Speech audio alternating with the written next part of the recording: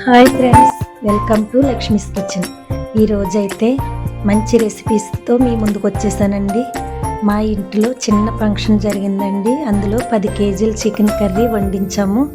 అదేంటో ఎలా వండారో వంటావిడ ఈ వీడియోలో చూసేద్దాం రండి.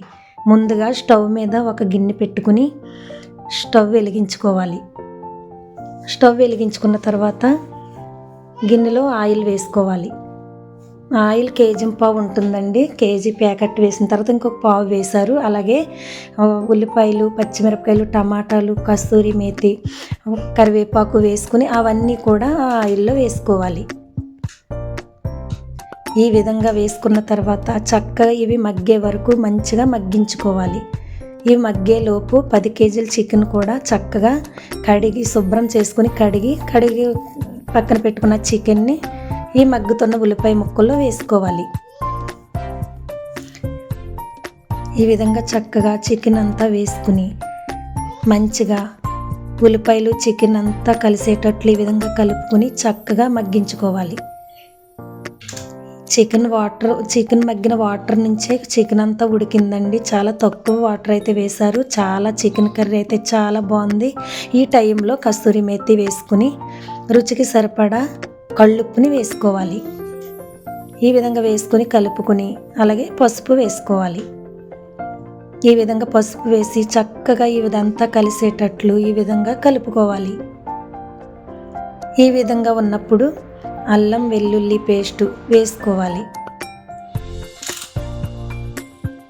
ఈ విధంగా అల్లం వెల్లుల్లి పేస్ట్ వేసుకోవాలి. చక్కగా ఇదంతా కలిసేటట్లు మరలా ఈ చికెన్ అంతా కలుపుకోవాలి. ఈ విధంగా ఉన్నప్పుడు గసగసాలు, దోసపప్పు, జీడిపప్పు కలిపి పేస్ట్ చేసుకున్న ఆ పేస్ట్ని వేసుకోవాలి. వేసుకుని చక్కగా పేస్ట్ అంతా మగ్గే వరకు చికెన్లో ఈ విధంగా కలుపుకోవాలి. కలుపుకున్న తర్వాత కొంచెం యాలకుల పొడి కూడా వేసారండి. కొద్దిగా వేసిన తర్వాత కారం వేసుకోవాలి. కూరకి సరిపడంత కారాన్ని వేసుకోవాలి.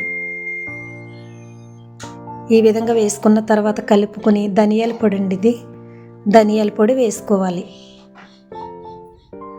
ధనియాల పొడి, కొద్దిగా జీలకర్ర పొడి వేసుకుని కలిసేటట్లు కలుపుకోవాలి. ఇది గరం మసాలా అండి.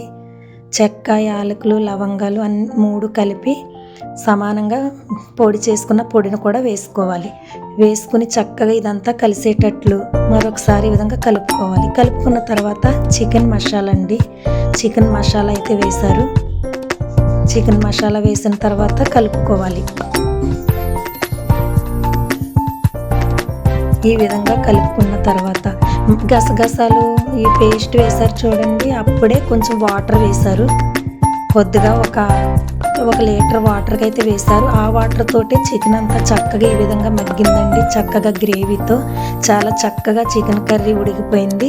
చివరిగా కొత్తిమీర వేసుకుని ఒకసారి ఈ విధంగా వేసుకుని కొత్తిమీర అయితే వేసేసుకున్నామండి. కూర అయితే రెడీ అయిపోయింది. చాలా రుచిగా కుదిరిందండి. మరి మీరు కూడా ఈ విధంగా ట్రై చేయండి. మీకు ఎలా వచ్చిందో కామెంట్లో తెలియచేయండి. మరొక వీడియోతో మీ ముందుకు వస్తానండి. ఓకే అండి, బాయ్.